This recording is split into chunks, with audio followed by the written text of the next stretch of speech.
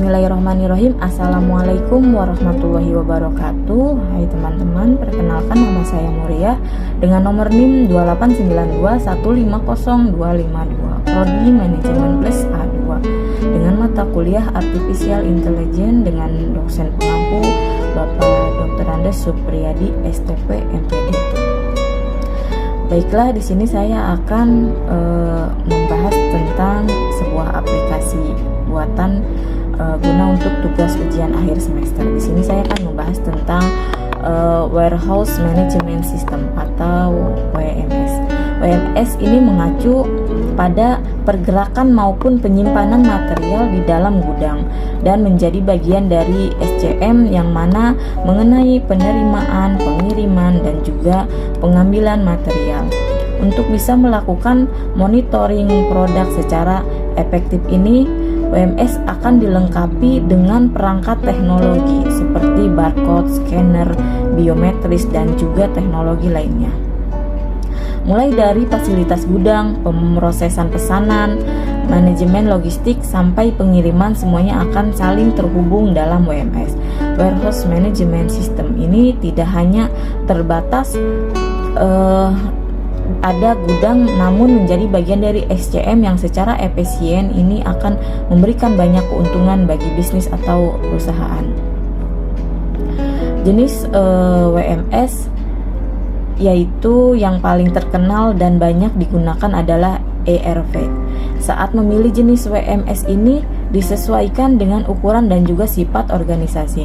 Untuk jenis ERP akan ada modul yang berdiri sendiri, kemudian bisa diintegrasikan dengan modul yang lainnya. WMS ini tidak hanya digunakan oleh perusahaan besar saja, namun perusahaan kecil dan menengah bisa menggunakan dikarenakan WMS sangat fleksibel dan bisa disesuaikan dengan skala bisnis. Manfaatnya dari WMS ini yaitu akan memberikan banyak manfaat bagi perusahaan yang mengimplementasikannya. WMS ini terbukti mampu membantu perusahaan mengurangi biaya tenaga kerja, meningkatkan akurasi inventaris, meningkatkan fleksibilitas, membuat perusahaan lebih responsif, mampu mengurangi human error atau kesalahan yang diakibatkan oleh tenaga manusia, mengurangi kesalahan dalam memilih maupun mengirim barang, mampu meningkatkan layanan pelanggan, dan lain sebagainya. Dengan menerapkan WMS ini, perusahaan akan mampu menghasilkan data secara real time, sehingga perusahaan bisa mengelola informasi terkini tentang kejadian seperti pesanan, pengiriman, kwitansi, dan juga mengetahui pergerakan barang. Cara menggunakan atau menerapkan WMS ini, beberapa fitur yang bisa digunakan untuk mengontrol dan bisa dikelola dengan baik seperti berikut. Di sini ada desain. Fitur ini akan bisa mengatur dan mengubah alur kerja secara logis sehingga alokasi tempat maupun inventaris bisa lebih dioptimalkan. Bahkan WMS ini bisa memberikan saran untuk memaksimalkan ruang penyimpanan. Cara menggunakannya yang kedua yaitu pelacakan inventory. Dengan fitur ini, perusahaan akan bisa mencatat barang yang keluar masuk dengan teknologi barcode scanner sehingga barang bisa lebih mudah ditemukan. Fitur ini akan membantu perusahaan Anda menambah kapasitas gudang sehingga barang yang bisa ditampung lebih banyak karena tercatat secara otomatis. Picking dan packing. Perusahaan akan bisa menentukan zona picking, wave packing, maupun batch packing. Pengaturan ini akan membuat gudang lebih terarah sehingga tidak terasa penuh.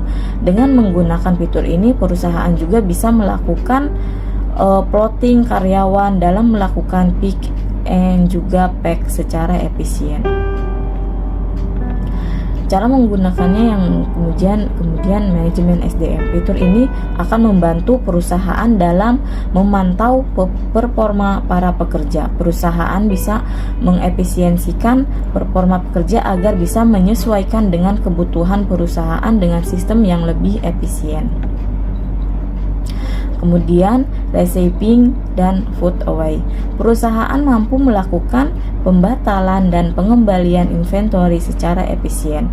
Pekerja gudang ini lebih mudah menemukan inventory berkat teknologi terbaru seperti pick to like, sehingga kegiatan di gudang ini akan semakin produktif.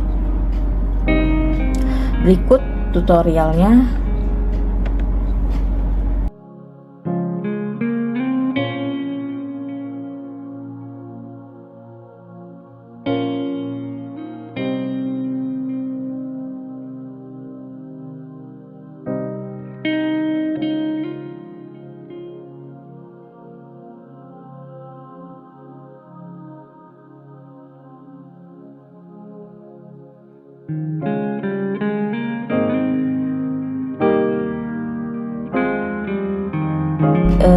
Demikianlah presentasi dari saya, kurang dan lebihnya saya mohon maaf.